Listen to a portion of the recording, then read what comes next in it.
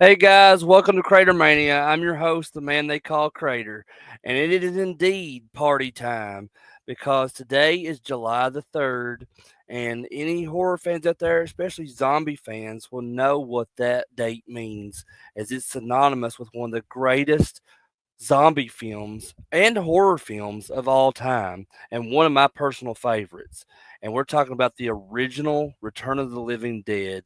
And not only am I going to be talking about the original Return of the Living Dead today, because it is July the 3rd, and of course I have to talk about it on this day, but I'm also going to be talking about the two sequels that would follow the original, and that's Return of the Living Dead Part 2 and Return of the Living Dead 3.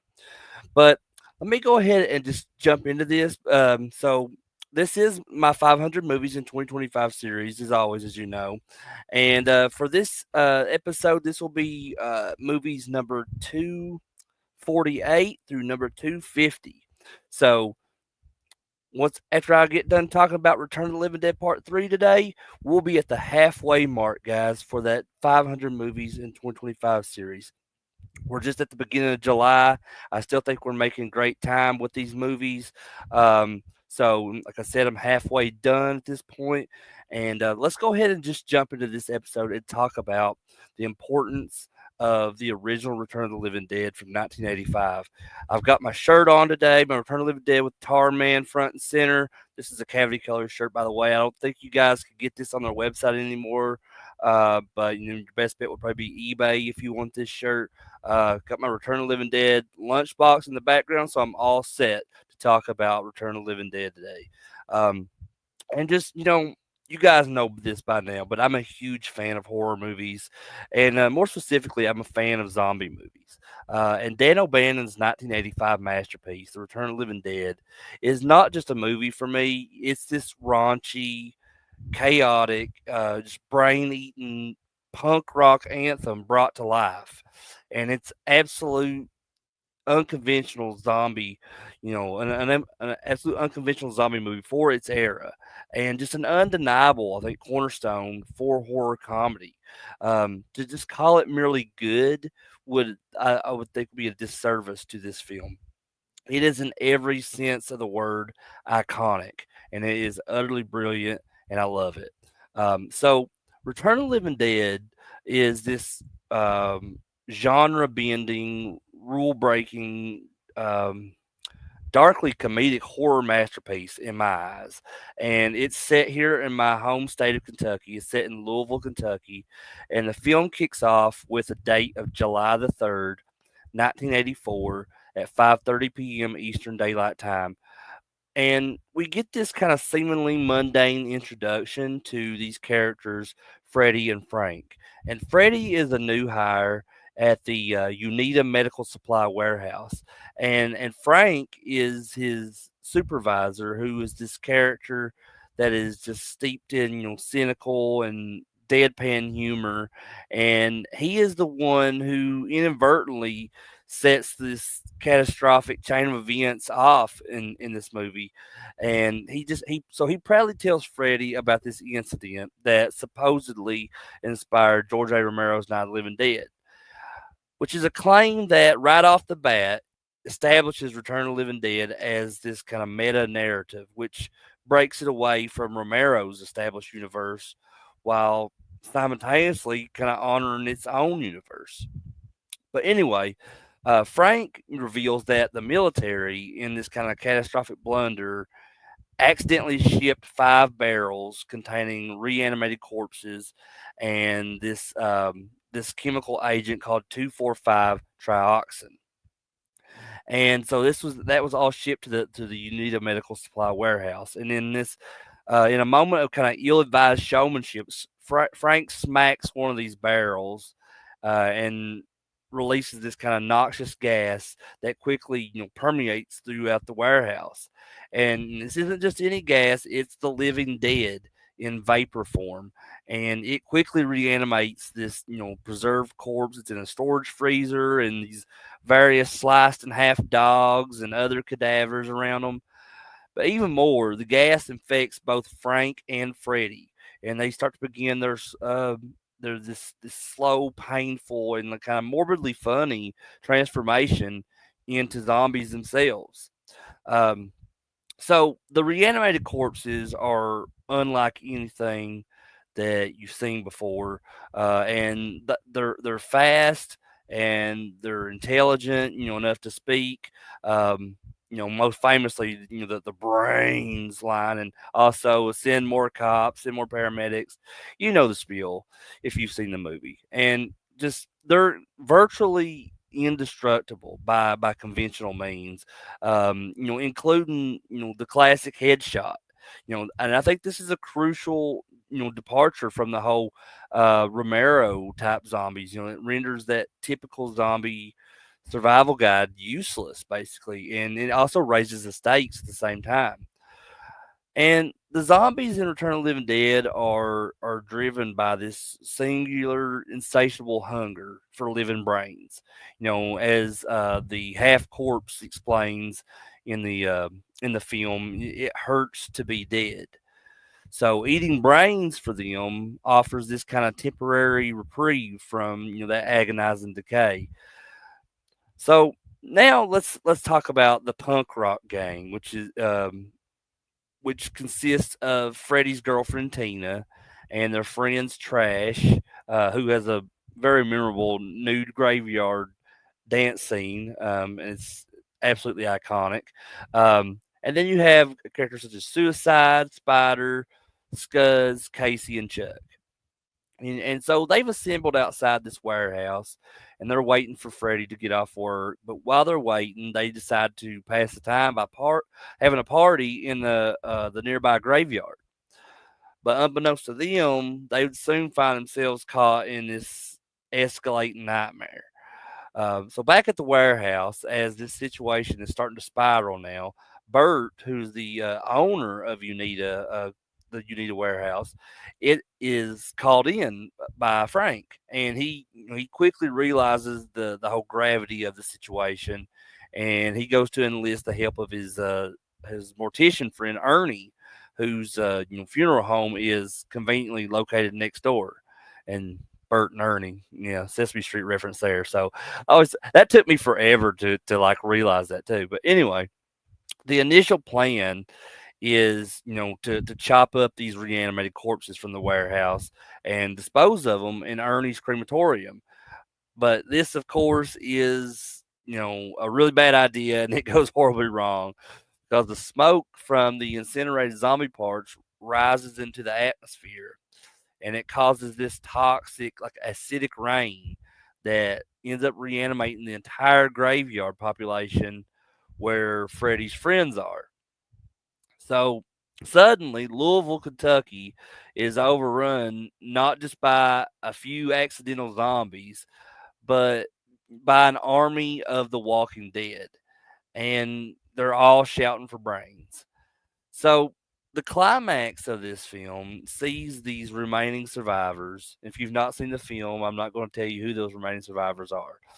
But they're all trapped in this funeral home now, and they're besieged by hundreds of talking, fast-moving zombies. With no other options, Bert calls the military, not realizing that they are already aware of the situation. And um, the they have the military has this like utterly nihilistic solution, which is a nuclear strike to contain the outbreak. So the film ends on this really truly bleak yet kind of undeniably powerful note as Louisville is obliterated. I mean, they're blown off the map, and after this happens, the gas just propagates further, and that cycle of reanimation begins anew, which implies kind of like a global catastrophe at that point. So I mean, this movie it's an anti-establishment, apocalyptic conclusion that just perfectly, kind of encapsulates that whole punk rock philosophy and that whole aspect of the film, and that is the fact that humanity is doomed and the authorities are either incompetent or actively malevolent. So the director of this movie, and he is the absolute genius mind behind this movie, is Dan O'Bannon. And while Return of the Living Dead marks his directorial debut, Dan O'Bannon was already a highly respected and influential figure in science fiction and horror cinema, primarily known for his screenwriting. Um, and Dan O'Bannon's career began with a cult classic back in 1974, Dark Star, which is a low budget sci fi comedy that he co wrote with director John Carpenter. And he also starred in the movie as well. And this film showcased his early talent for blending sci fi with dark humor and a touch of nihilism. Which were sensibilities that would become hallmarks of his work. However, I think Dan O'Bannon's breakout moment came with Alien in 1979. He wrote the original story and he co-wrote the screenplay with Ronald Shusett, and uh, Alien just revolutionized horror and sci-fi. Creating a kind of claustrophobic, terrifying, and just profoundly influential creature feature that really defined that monster in space subgenre. Um, his design input was for the xenomorph, just he where he collaborated with H.R. Geiger was also crucial. And it created one of, I think, cinema's most iconic and terrifying creatures. But Alien really cemented, his reputation as a visionary in just crafting, um, suspenseful and intelligent and just genuinely frightening, narratives. And if you want to hear me talk more about the Alien from 1979, you go check out my video that I did earlier this year on Alien Day, where I talked about several of the different Alien films. So if you enjoy that kind of thing, please check that out. But beyond Alien, Dan O'Bannon, he contributed to a string of other notable genre films as well, like Life Force from 1985 and Total Recall from 1990, which I also covered Total Recall earlier, here on the channel too. So be sure to check that out as well. But when it came to directing The Return of the Living Dead, Dan O'Bannon really brought this unique blend of skills, and him being already genre savvy and just having this kind of wicked dark sense of humor.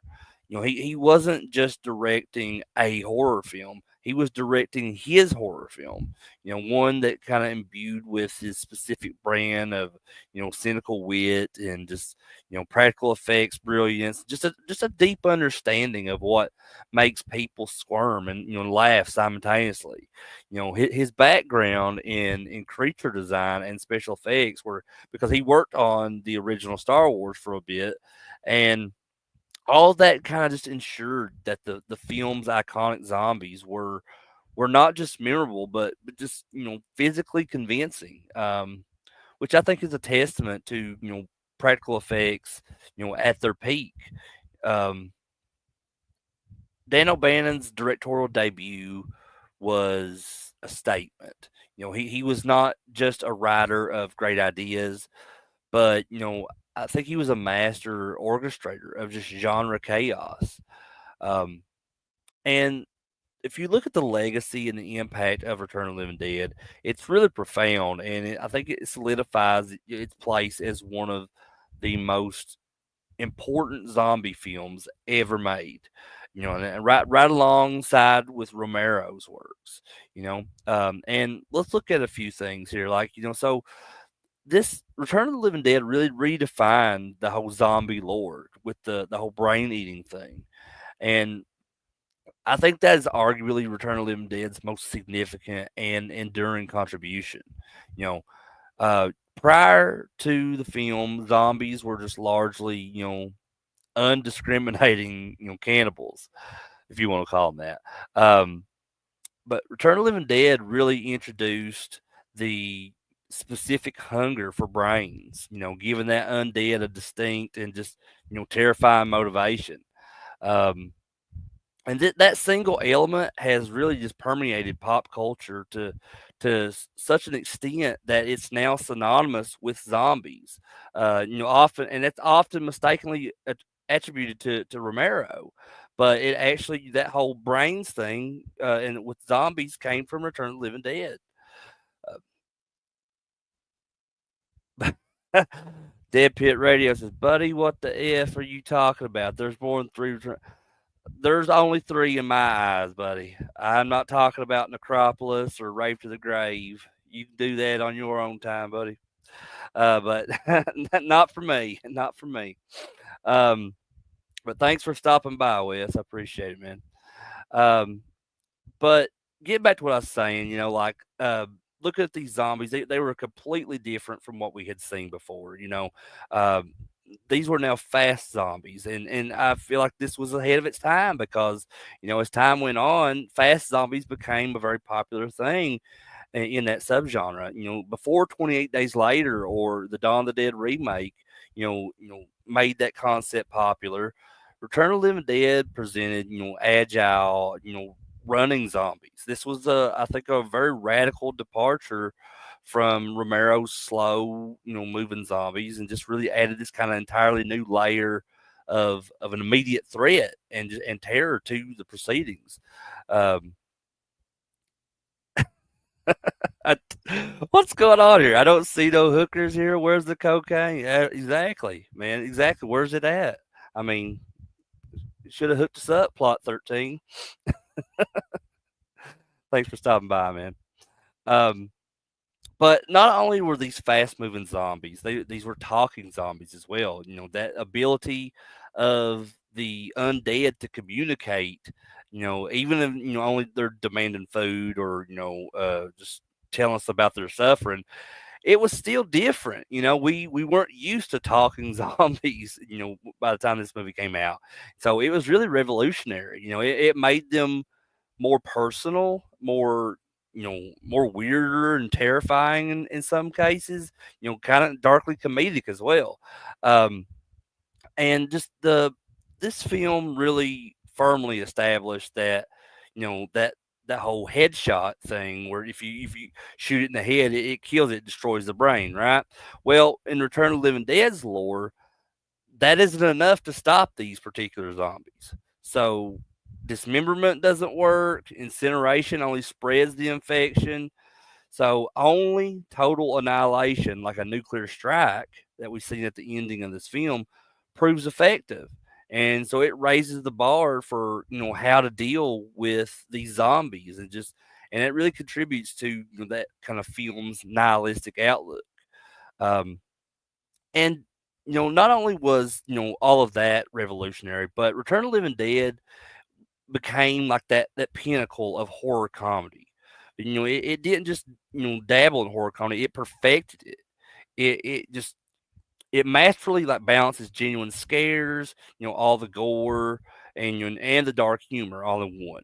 So the humor, isn't accidental. It's just woven into the dialogue, and the character reactions, like, Frank and Freddy's transformation, and just that sheer, absurdity of the situation.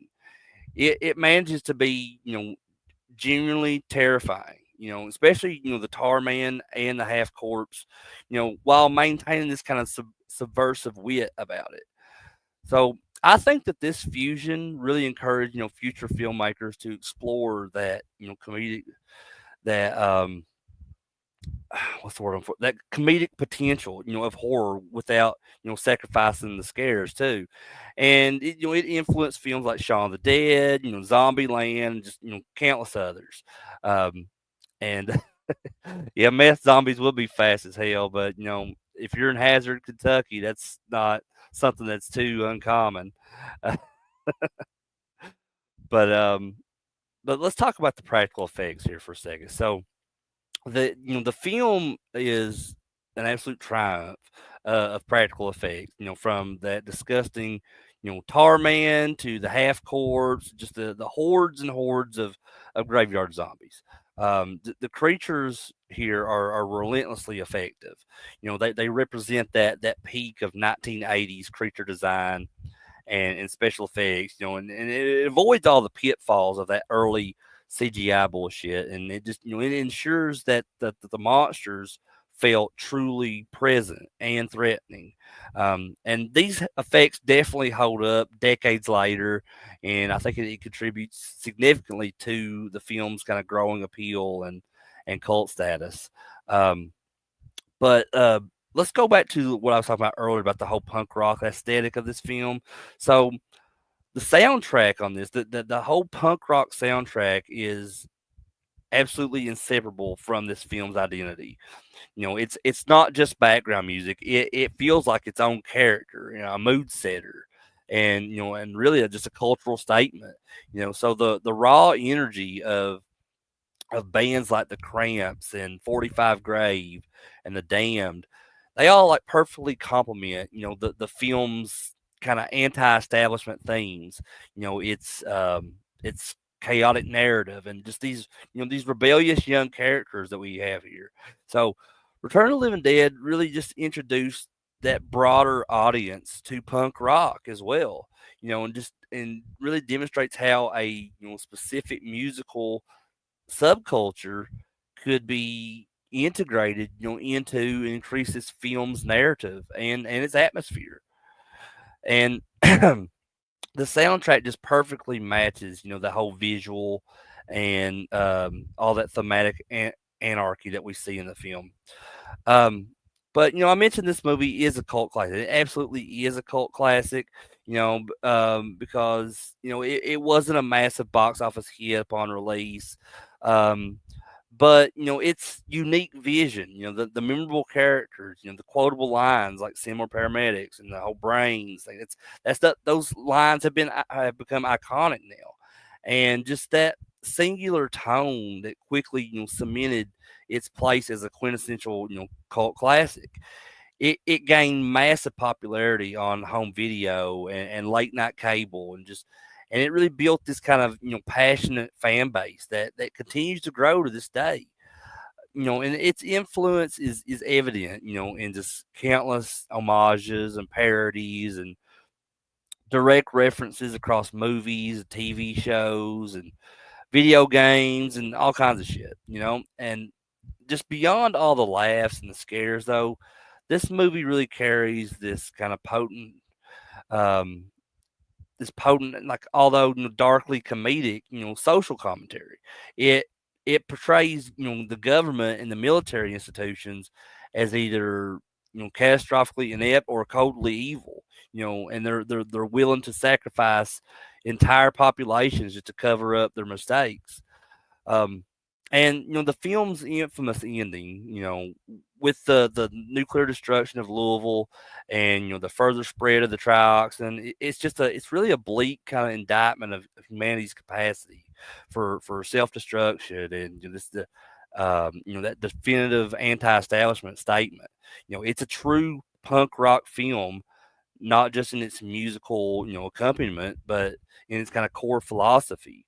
So the adults are useless, the system is broken, and everyone is ultimately doomed. Um, but I guess in conclusion, just to wrap up talking about the original Return of the Living Dead, this movie is far more than just a zombie movie for me. It's a groundbreaking piece of horror cinema that just fearlessly broke established rules. It forged new ideas. It masterfully blends terror with humor, and Dan O'Bannon's directorial vision, combined with iconic practical effects, a killer soundtrack, and just a deliciously dark narrative. And all this created a film that just continues to influence, and entertain, and horrify, and all in equal measure.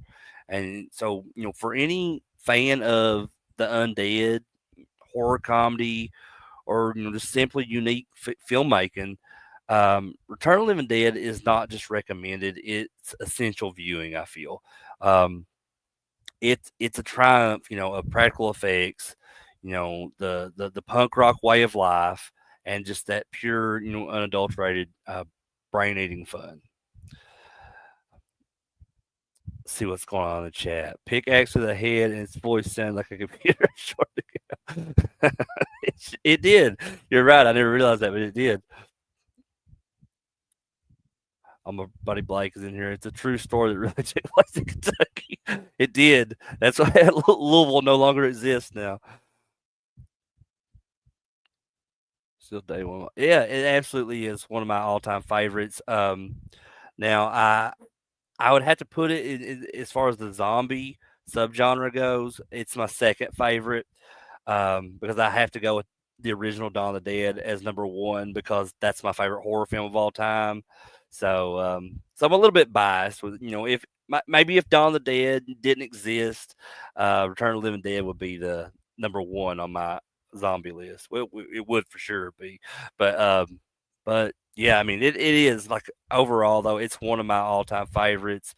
It's one of those movies that I revisit multiple times, really, throughout the years. And I have like a ton of stuff, like merchandise, like the shirts, toys, and eventually, one of these days, I don't want to show all that stuff today on this stream, but I think one of these days I want to do a video where I'm going to show off some different pieces from my actual collection.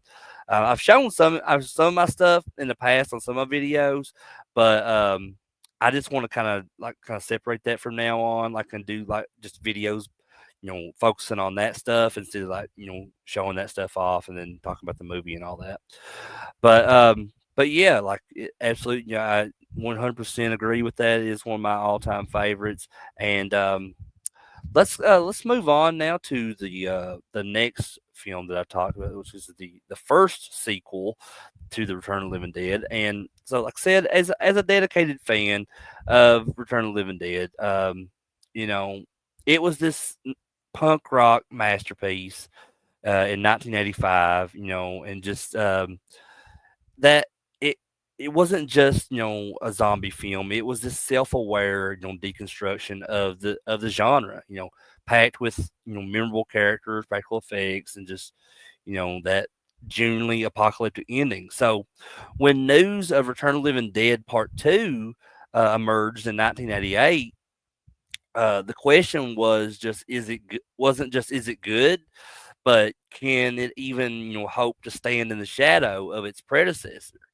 And the answer for me is yes. In its own wonderfully bizarre way, Return of the Living Dead Part Two, while undeniably a different beast than the original film, it fully embraces that this kind of uh, that bonkers, comedic, surprisingly gory spirit that made the first film such a cult icon. Um, and it's less a grim continuation and more of kind of a gleeful expansion of its universe. It leans further, into that slapstick and cartoonish elements, just while still delivering plenty of fun. And the film really wastes no time diving back into that chaotic world of Triox. And we open sometime after the events of the original. We're never given a specific time frame, but and with the U.S. military apparently still making a hash of containing the the infamous chemical, this military truck is carrying barrels of this notorious gas, and really they're the catalyst for this kind of fresh new nightmare when one of the barrels breaks loose from the truck and tumbles into a river. This immediately sets a tone within the film. Just the absurdity of the military's kind of ineptitude, which is a classic horror theme, refined by the first film. That's back, and it's just as glorious, as incompetent as ever. And our new protagonists are introduced through this classic 80s kid, adventure setup. So there's this kid, Jesse Wilson, who's played by Michael Kenworthy. Um, really cool guy. I met him years ago at a Days of the Dead convention in Indianapolis, but and don't really see him do shows anymore. But anyway, he plays this kid named Jesse, who is this this preteen that's trying to survive the initiation rituals of these local bullies, Johnny and Billy, and their kind of misadventures lead them directly to this rogue trioxin barrel that's in a storm drain. And in the moment that kind of perfectly, mirrors the discovery in the first film, they, unwittingly, just they crack this barrel open, and so the sight of a corpse inside, the release of that kind of telltale, toxic gas, it's a direct callback, kind of a comforting familiarity for fans, and it signals that the rules of this particular zombie apocalypse are firmly intact, and from this, this initial misstep, the film's premise quickly begins to escalate. So Jesse, realizing the gravity of their discovery, attempts to alert authorities, but his pleas are kind of brushed aside, in the classic kids against the adults fashion. And as the gas starts to seep into the cemetery above, followed by this acid rainfall that washes the trioxin deeper into the soil, the stage is kind of set there, for this full blown reanimation. So these grave robbers, Ed and Joey, which are played by James Karen and Tom Matthews, and they're alongside Joey's girlfriend Brenda, played by Suzanne Snyder. They stumble upon all this chaos themselves, and so fans of the original movie will immediately recognize James Karen and Tom Matthews as they played Freddie and Frank in the original, who despite playing these new characters now, they still bring this very delightful camaraderie that feels like a almost like a spiritual continuation of their previous roles. I think they even allude to, like, in a scene later in the film, like, Tom Matthews' character, Joey, says, like, it feels like we've been here before. Feels like we dreamed this, or something like that. So just alluding to the events of the original film. But their reactions in this one, to that these first glimpses of the undead are just a masterclass, in comedic terror. And the infections, spreads with predictable speed and just impracticality here. So these corpses, they claw their way out of the earth, all grotesque and hungry and all that. And Jesse's kind of warnings to his older sister Lucy are just dismissed in that classic, kids against the adults fashion. So, and it really highlights that classic horror theme of that, that disbelieved kid. Um, but as the zombies start to multiply, that the reality becomes undeniable, and the streets start to fill with these zombies that are all barking for brains. But what truly makes Return of the Living Dead Part Two um, so just so appealable? I think, if is that a word, appealable? Just I guess is it what makes it shine like its predecessor, though, is its kind of the cast here, and just the cast here is very vibrant, and just the unique rules of this zombie world too. Just like, so the trioxin fueled zombies are not these slow silent Romero types, like we talked about in the with the original film as well. They talk, they strategize, they vocalize their desire, which is brains. This key element, really established so brilliantly in the first film, is uh is not just preserved, but it's amplified here. And it really leads to some truly memorable and darkly comedic exchanges. Uh, so the main group of survivors, is revolves around Jesse's attempts to navigate this kind of escalating crisis, and Lucy, his sister, who's initially skeptical, she ends up becoming this kind of fiercely protective older sister. And Dana Ashbrook, who you may recognize from like Twin Peaks or Waxwork, or several other films in the genre out there, he steps in as this character named Tom, who is this cable repairman who just kind of unexpectedly gets swept into this chaos, providing this kind of a grounded perspective.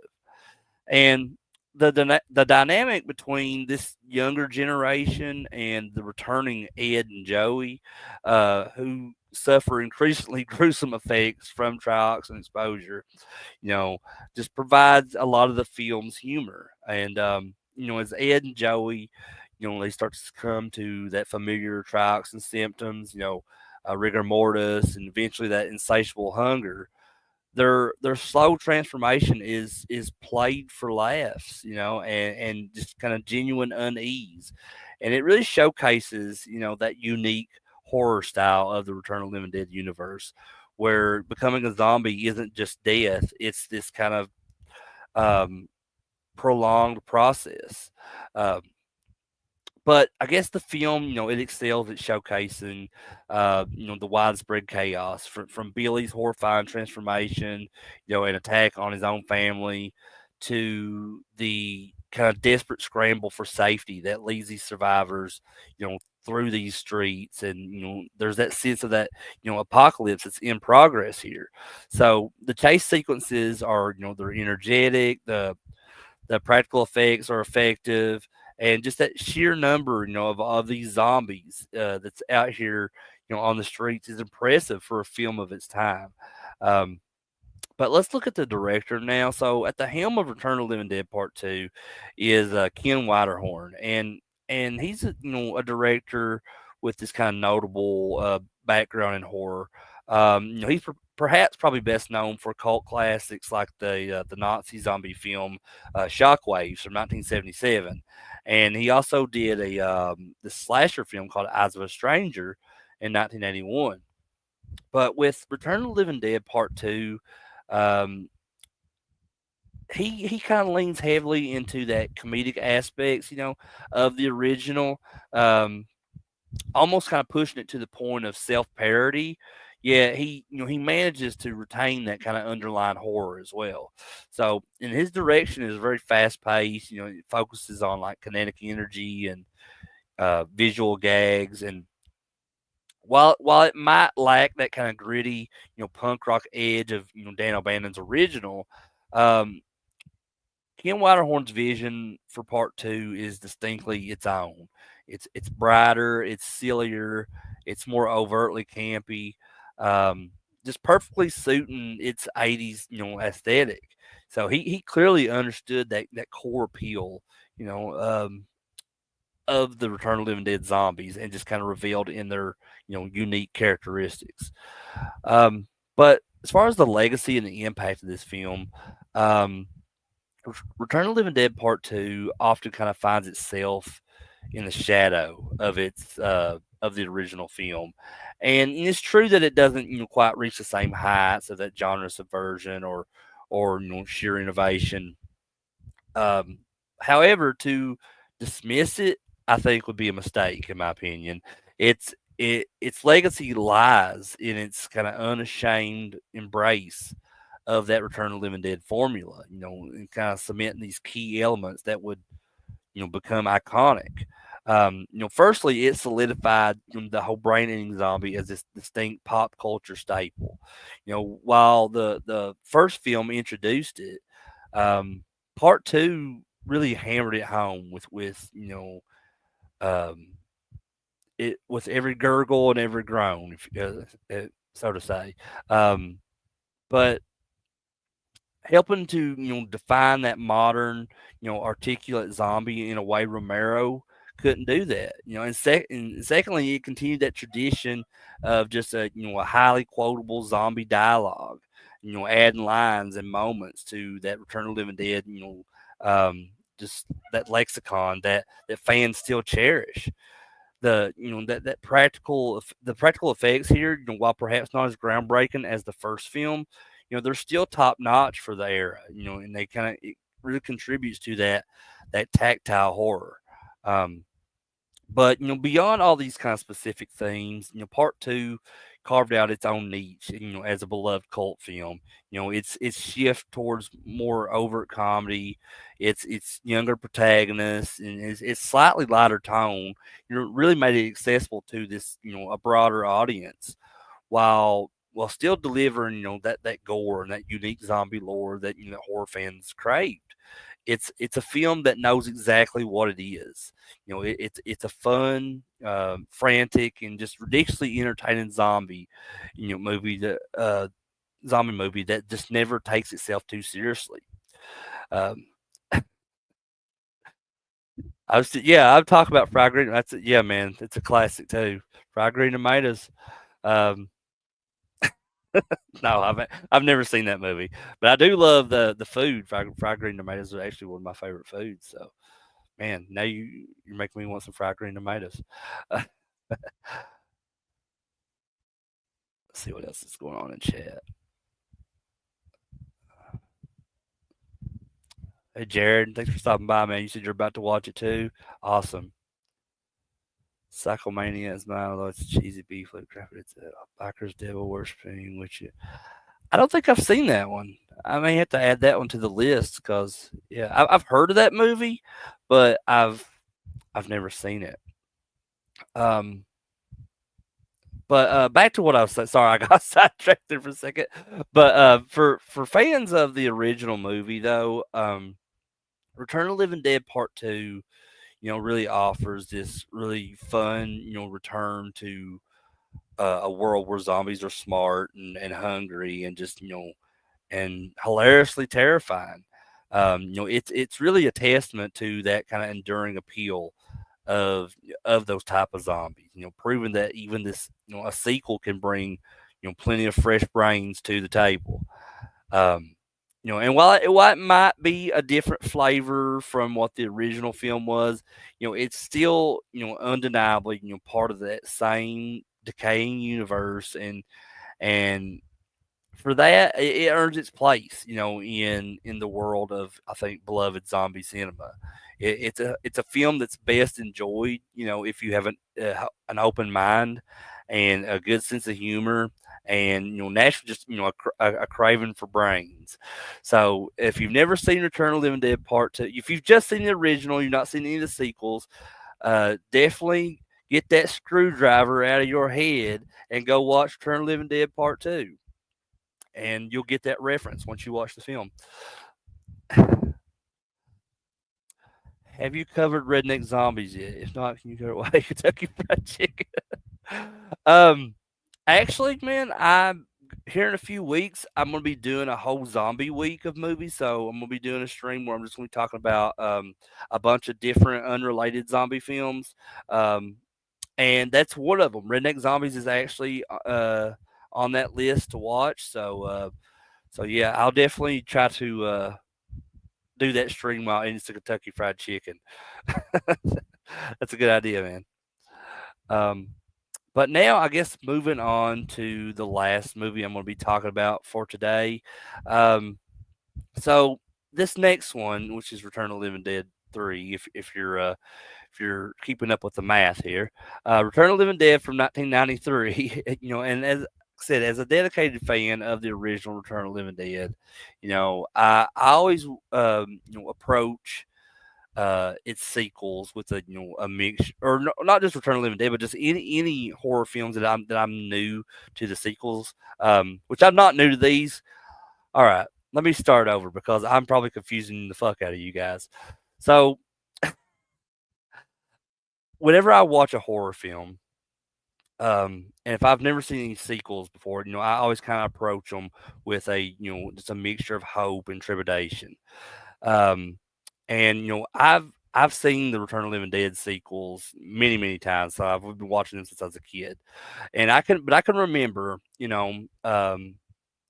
that when I watched the third Return of the Living Dead 3 for the first time, I was um, I was not sure how it's going to turn out because I just remember seeing the cover of it had the girl zombie and just everything that I was hearing about because I had friends that had watched it and stuff before, and they were telling me that they didn't really care that much for it. Well, I'll say this. So, Return of the Living Dead 3 is my second favorite in this franchise. Of course, I love the original film the most, but this one I absolutely love as well. The first sequel, Return of the Living Dead Part Two. While it's fun, it leaned, perhaps too heavily into the comedy with that film. So Return of the Living Return of the Living Dead 3, though, it kind of stands apart. It's this kind of profound, um, disturbing and surprisingly emotional entry, that just dares to kind of, deviate from its predecessor's tone. And it just kind of forges its own distinct, unforgettable identity, within that beloved franchise. It's not the same film, but it's a brilliant, necessary evolution. Um, and this film was directed by Brian Yuzna, and it takes that kind of core concept of the trioxin virus, which is the reanimation of the dead with this kind of insatiable hunger for brains. So we all know that by now, and it plunges into this kind of realm of tragic romance and body horror and military conspiracy. And it's set 5 years after the events of the previous film. So this narrative unfolds with this kind of shift in atmosphere. um, the dark comedy is largely replaced by a more profound sense of melancholy and dread, and while the social commentary kind of subtly pivots from that Cold War paranoia to the kind of dehumanizing ambitions of military experimentation. And just the film introduces us to Kurt Reynolds and Julie Walker. They're this deeply infatuated couple, and Kurt's father, Colonel John Reynolds, is kind of a key figure in this military project that aims to weaponize these very zombies that we've come to know and fear. And this project involves exposing deceased bodies to the infamous 2,4,5 trioxin gas, with the military brass, notably Colonel Peck and Lieutenant Colonel Sinclair, attempting to devise these methods, such as external exoskeletons, or this paretic infusion, which is chemical projectiles, to control these brain hungry zombies in combat scenarios. And the early scenes within the this laboratory showcases the military's approach to these zombies, and just that sheer uncontrollable destructive power that of the reanimated. um it's it's kind of a stark reminder you know that even with science and military power, that the trioxins, the gas, the magic gas, whatever you want to call it, it just remains to be untamed. Um, so the heart of Return of the Living Dead 3, however, beats within that desperate love story of Kurt and Julie. And so this unforeseen kind of tragic accident befalls Julie, because after Kurt finds out from his dad that they're having to move again. He doesn't agree with it, and he says he wants to stay. So he runs away with Julie. Get on his motorcycle, and they take off down the road. But this accident occurs, and they end up crashing the motorcycle, and she lands into like a power line pole, and it kills her. And this leaves Kurt grief stricken and desperate.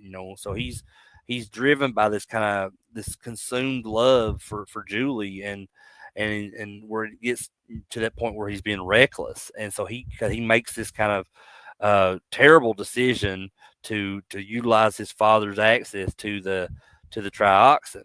And so he attempts the unthinkable, and forever alters Julie's existence by bringing her back to life. Now because of the trioxin, and this just alters everything, that who she was, and it alters their relationship together. And so what follows is this kind of intensely personal and journey for this couple. And Julie, who's now brought back, grapples with that kind of terrifying, that hunger for human brains, that defines all these triox and zombies that we've known to come and love. Um, but this internal struggle is just really depicted with this rawness as she fights against her own her monstrous urges, attempting to kind of maintain her humanity for Kurt's sake. But the film explores this kind of profound psychological and physical toll of her reanimation as she discovers that this uniquely disturbing coping mechanism, which is extreme pain. So in this kind of really this truly iconic sequence, Julie begins to kind of mutilate her own flesh, adorning herself with shards of glass and nails and spikes. And so these self-inflicted wounds, while they are gruesome, they offer this kind of temporary reprieve from that craving she has for brains. And it creates, I think, one of the most visually striking, portrayals of a zombie in horror history. I mean, that look that they gave her, as all the like the spikes and nails and glass and everything coming out of all over her body is one of the coolest looking zombies ever. And but this is all just a desperate act, of self preservation, which is just a literal embodiment of her this internal torment that she's going through. Um, she gave me a resurrection. What? Tasty too. You're killing me, man. Like so part three really surprised me. I had low expectations from the cover art. Yeah, like that's what I'm saying, man. Like when I first watched it as a kid, I think I don't think I even rented the first time I ever watched it. I think it was on like the Sci-Fi Channel or something on TV. So I didn't get to see the unedited version first off. I mean, I would later check it out again by renting it on tape, and so I got to see the full unedited film that way. But like I said, when I found out about it as a kid, I had remember seeing the cover art at the video store. I had some friends that had already seen it, and they were talking about it, and they said they didn't care about it too much. But I love it, man. I love this one. And I think it doesn't get enough love from some people out there. Um, But getting back to the film though, so as Kurt and Julie, navigate this kind of new, terrifying reality, they end up becoming fugitives.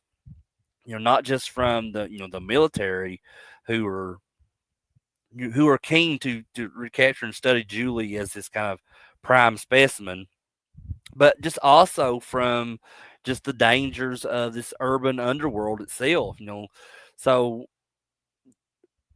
as they're on the runaway now, their flight kind of takes them through this gritty, forgotten corners, just including these like labyrinth like sewers, and where they encounter an unexpected ally in the Riverman. And they also face these kind of brutal adversaries, Santos and his gang. But the film really maintains this very relentless pace about it. Punctuated by moments of just intense action and that visceral gore, and just that surprising tenderness between these two desperate lovers. So the journey is kind of really a testament to Kurt's unwavering devotion, and Julie's valiant, agonizing fight to kind of retain her identity against these overwhelming primal urges. Um, oh, thanks, man. Thanks for stopping by. I appreciate you. Just come by anytime. I'll be doing another one of these streams tomorrow, and I'll talk about that here in a little bit. But that's going to be for my 4th of July special. So if you want to stop by then, I appreciate it, man. But have a good one, man. Um, but let me go ahead and I guess I can now talk about the director of this movie. So I mentioned him earlier, Brian Yuzna.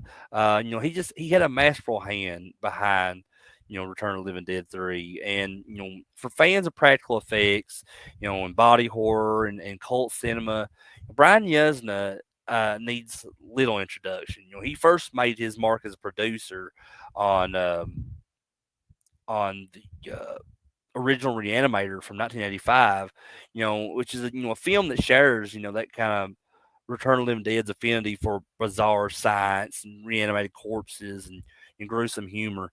But Brian Yuzna, he went on to direct films like Society, and he did From Beyond, and just a ton of stuff. And the guy is an absolute legend. He's one of the coolest guys I've ever met at conventions too. And you don't see him too often making appearances at these shows. So if you're a fan of his work, you ever get a chance to go to a convention, he's there. I highly suggest going to meet him. He's such a cool guy.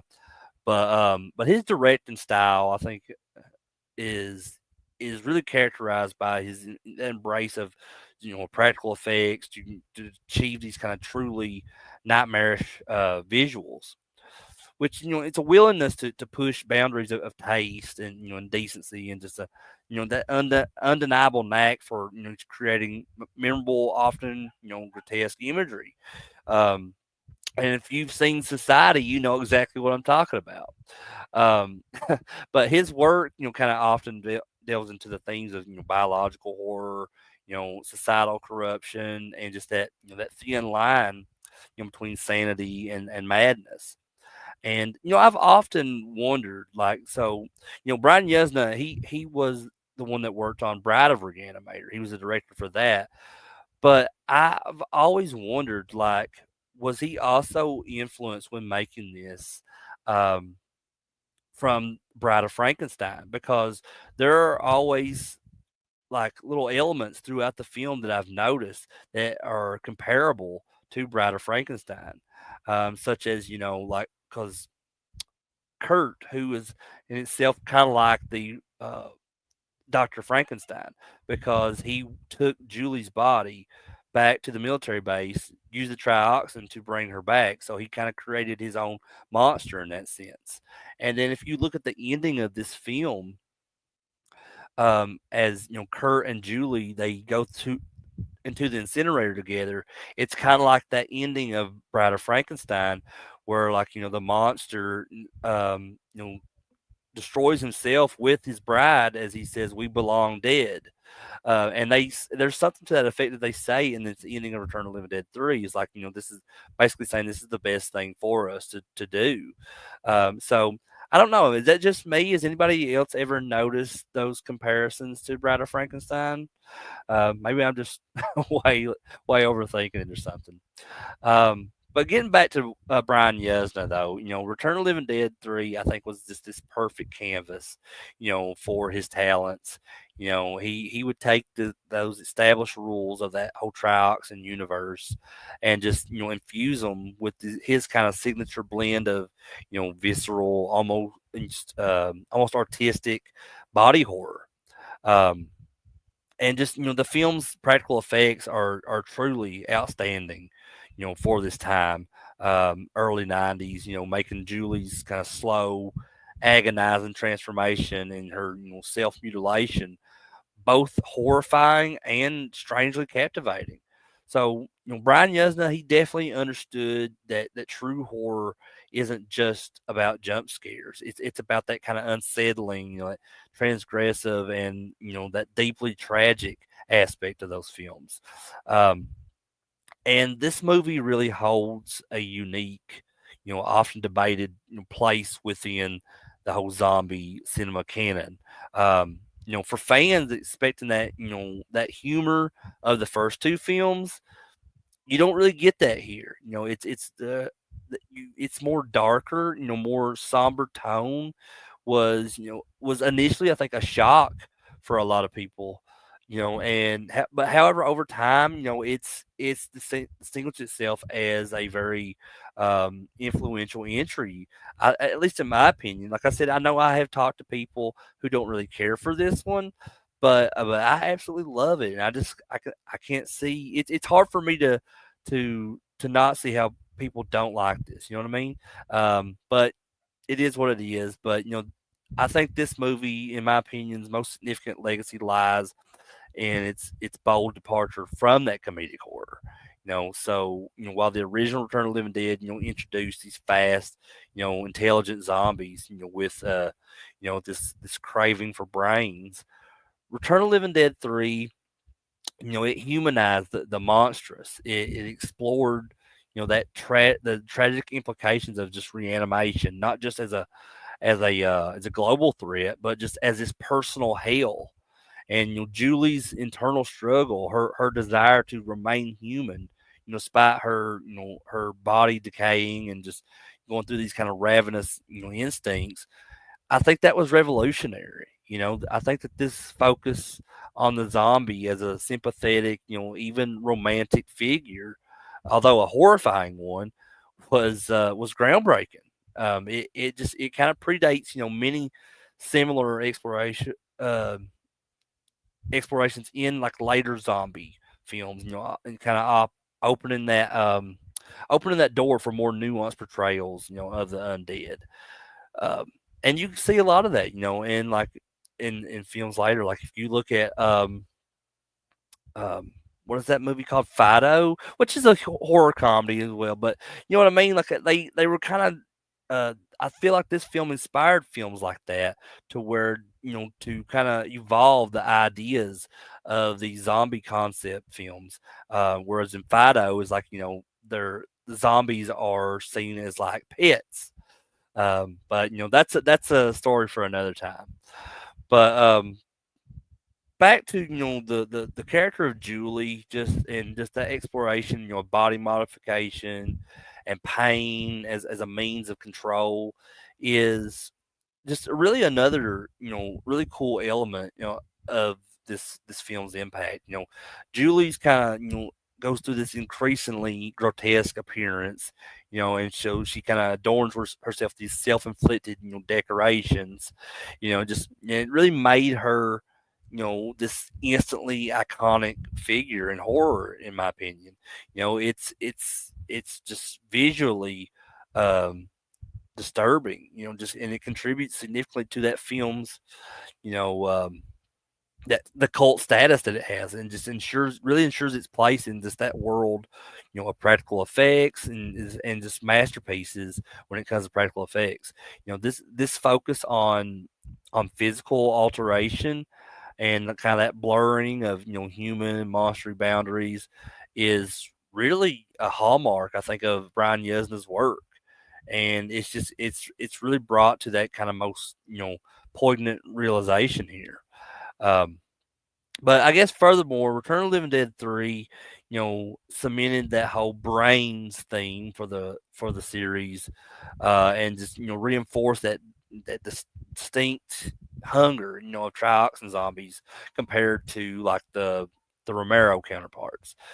Um, but it also showcased that the military industrial complexes desire to exploit even the most horrific phenomena for combat advantage, just which is really a timeless theme that kind of resonates deeply. You know what I mean? But I guess in conclusion here, because I've been going on for too long about Return of the Living Dead 3, but or am I going on about it enough? So that's for you to choose.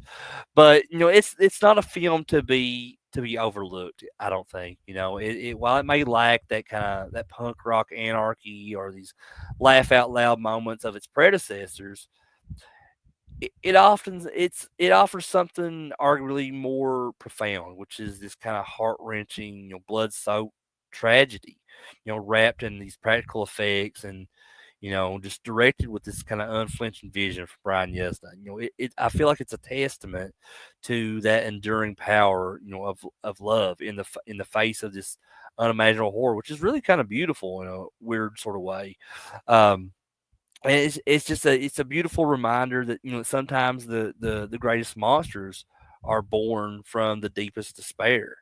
So for any fan of the original Return of the Living Dead, if you appreciate a darker, more emotionally resonant journey, then Return of the Living Dead 3 is is an essential, unforgettable experience. I think that it continues to haunt and captivate, decades later.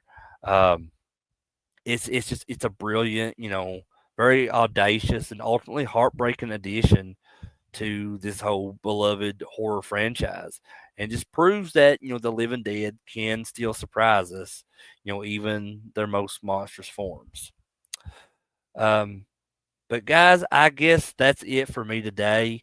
I just wanted to do this short stream today, talking about these Return of the Living Dead films, which I'm a huge fan of.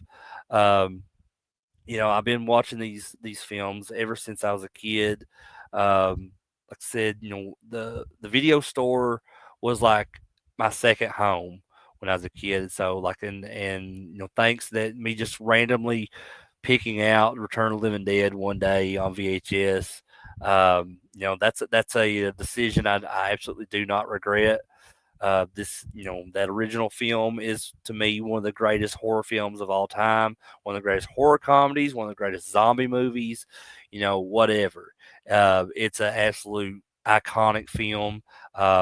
Part two and part three, I love those movies as well. Especially when it comes to the sequels, part three to me is the best sequel in the Return of the Living Dead franchise. And like my friend Blake says, the ending is poetic. It absolutely is, and it goes back to what I was saying earlier about that whole comparison to Bride of Frankenstein.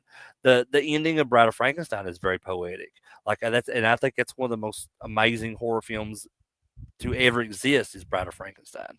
So even if that influence is present here in Return of the Living Dead 3, I mean I think it definitely works because as I was saying, like the comedy is gone from like that existed in the first two films, but the Return of the Living Dead 3 just works so differently for in the best possible ways. Um, but yeah, these movies just they do mean a lot to me, and I definitely thought it would just be a great way to kind of celebrate them here on July 3rd, which is the day that the original film begins. So I hope you guys enjoyed this video as much as I enjoyed doing it. I appreciate all of you for checking it out.